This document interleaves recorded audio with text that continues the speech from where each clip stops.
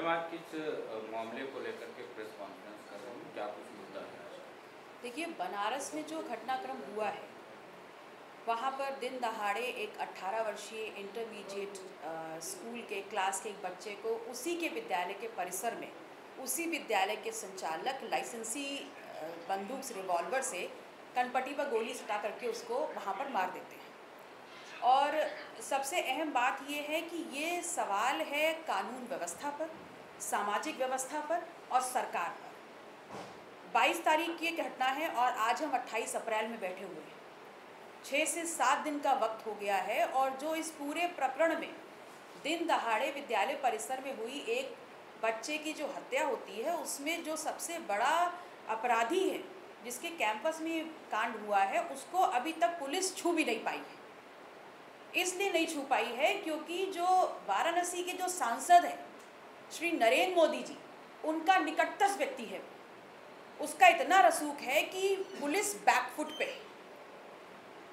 तो ऐसे में ये सवाल जितना सरकार के लिए है, जितना कानून व्यवस्था के लिए, उतना समाज से के लिए भी है कि क्या ये जो ओबीसी समाज है, इसका वर्तमान और इसका भविष्य दिन दहाड़े हम अपनी आंखों से मरते हुए देखना चाहते हैं। जिस स्कूल में हम अपने बच्चे को पढ़ने के लिए भेजते हैं, वो घर की सीमा के बाहर का हमारा दूसरा घर होता है। अभिभावक निश्चिंत होते हैं, तो सवाल ये उठता है कि उस कैंपस के अंदर एक शस्त्र आया कैसे, किसने परमिट किया, क्या वो लाइसेंसी शस्त्र था, और अगर था तो क्या उसको जब्त कर लिया गया है, किसके नाम पर है।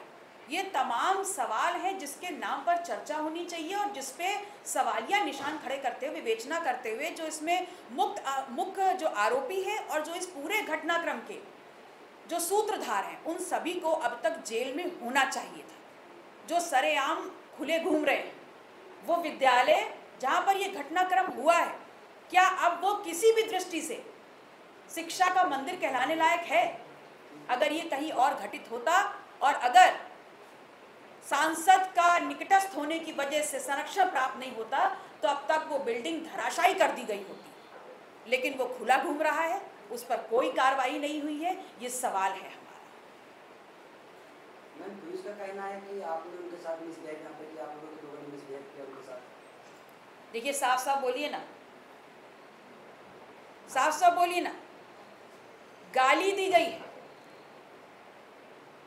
हमको, भद्दी भद्दी जाति सूचक गालियां दी गई हैं, माँ बहन की गालियां दी गई।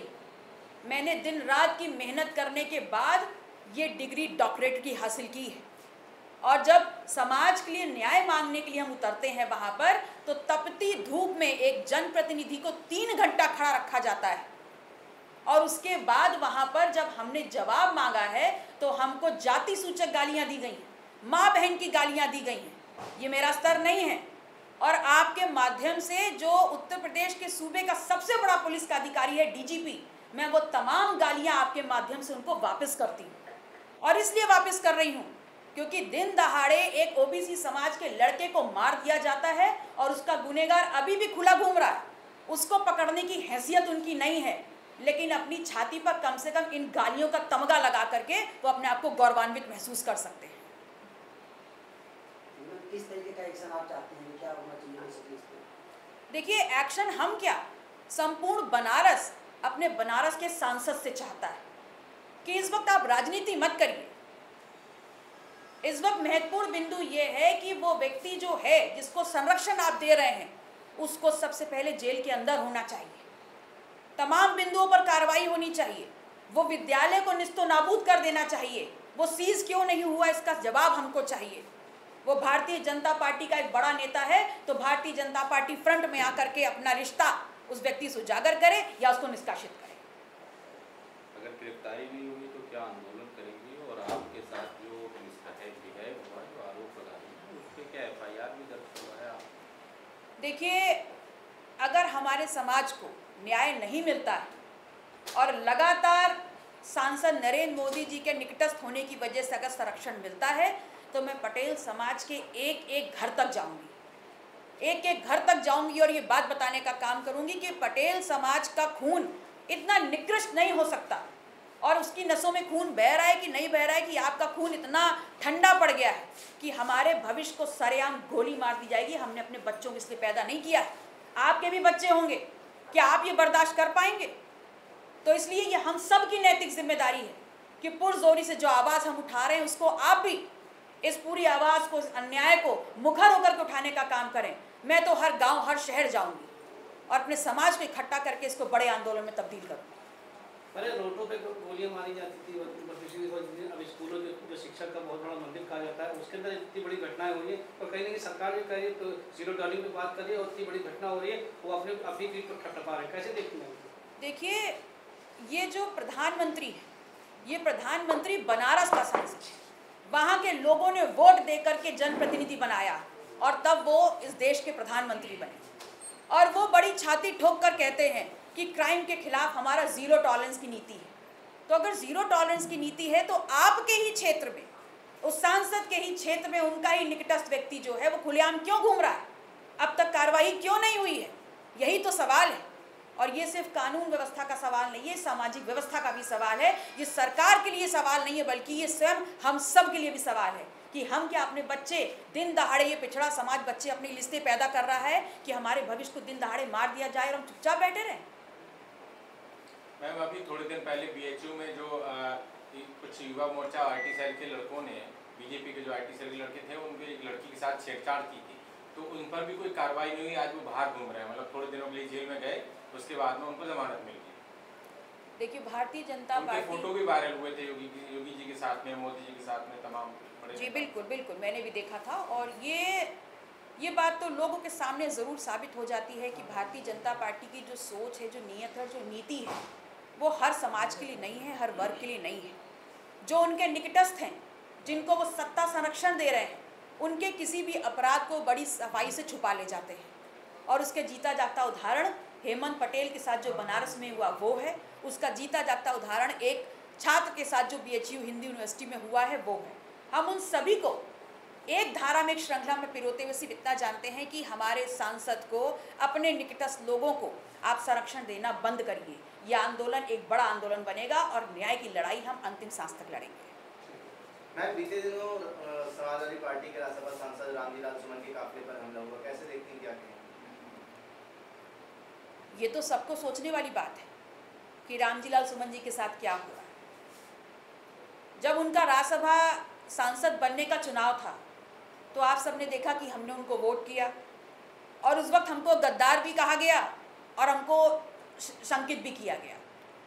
उसके बाद उनको सरेआम चुनौती दी जाती है, उनको धमकियां दी जाती हैं। उस वक्त भी इसी राजधानी की सड़कों पर हमने उनके साथ खड़े होकर के उनके लिए, उनके पक्ष में बड़ा विरोध प्रदर्शन किया था। हाँ, और उसके बाद सुमन साहब ने हमको फ़ोन भी किया, उन्होंने धन्यवाद भी कहा और ये भी कहा कि कम से कम आप तो हमारे साथ हैं। और तब मैंने उनसे कहा था कि धन्यवाद देने जैसी कोई बात नहीं है, ऐसे किसी भी शोषण के खिलाफ लड़ने के लिए मैं प्रतिबद्ध हूँ। और आज भी जो उनके साथ हुआ है, मैं पुनः आपके सामने दोहरा रही हूँ कि मैं उनके साथ पूरी मजबूती से खड़ी हूँ। हमारा संगठन उनके साथ पूरी मजबूती से खड़ा हुआ है। मैं पहलगाम हमले को लेकर लोक गायिका नेहा सिंह राठौर के ऊपर एफआईआर हुई है, देशद्रोह तक का मुकदमा लगाया हुआ, कैसे देखती हैं? लोकतांत्रिक व्यवस्था है ये देश, यहाँ पर अपनी बात कहने की और सवाल पूछने की यहाँ पर अधिकार है। तो क्या गलत कहा है नेहा सिंह राठौर ने? मैडम, पहलगाम में जिस तरीके से आतंकी हमला हुआ, उत्तर प्रदेश की सीमाएं नेपाल से काफ़ी ज़्यादा लगती हैं। नेपाल की सीमाओं पर सतर्कता बढ़ाई गई है और वहाँ पर सीमाओं पे जो मदरसे बने हुए हैं उस पर कार्रवाई करने की मूड में है सरकार। किस तरीके से इस पूरे कार्रवाई, और जब वो मदरसे बने थे तब वो अधिकारी जो आज अवैध कह रहे हैं वो कहाँ थे, क्या किस तरीके से देखें, क्या? देखिए, पहलगांव में जो घटना हुई है वो राजनीति से परे है, बहुत ही दुखद है, हृदय विदारक है। लेकिन इसके साथ साथ मैं ये ज़रूर कह सकती हूँ कि इस देश का 135 करोड़ जो लोग हैं उनके साथ साथ मैं भी सरकार के साथ समर्थन में हूँ और सरकार के पूरे सहयोग में हूँ और उनको अधिकार देती हूँ कि जिसने भी ये आतंकवादी घटना हमारे देश में की है, उस पाकिस्तान के खिलाफ आप पूरी मुस्तैदी से एक्शंस लीजिए।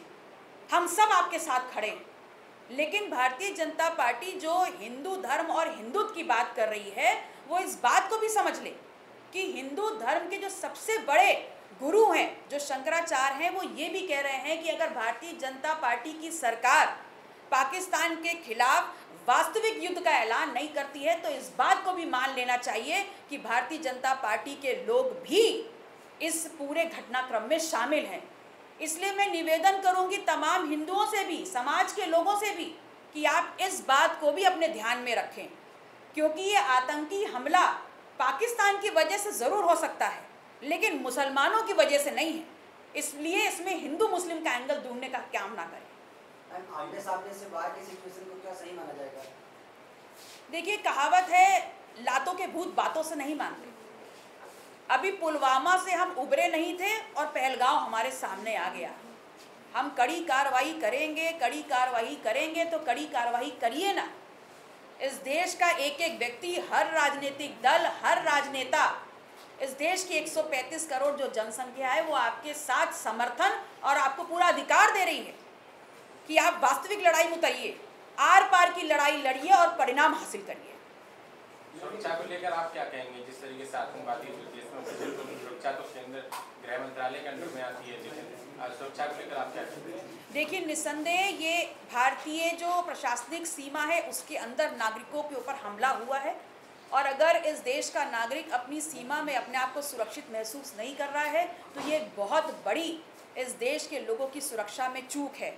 मुझे याद है जब 26/11 का अटैक हुआ था, उस वक्त तत्कालीन गृह मंत्री शिवराज पाटिल जी ने नैतिक जिम्मेदारी लेते हुए अपने पद से इस्तीफा दिया था, लेकिन अभी तक हमारे देश का गृह मंत्री जनता के सामने किसी संबोधन के लिए नहीं आया है। तो उनको भी नैतिक जिम्मेदारी लेनी चाहिए कि उनसे भारी चूक हुई है।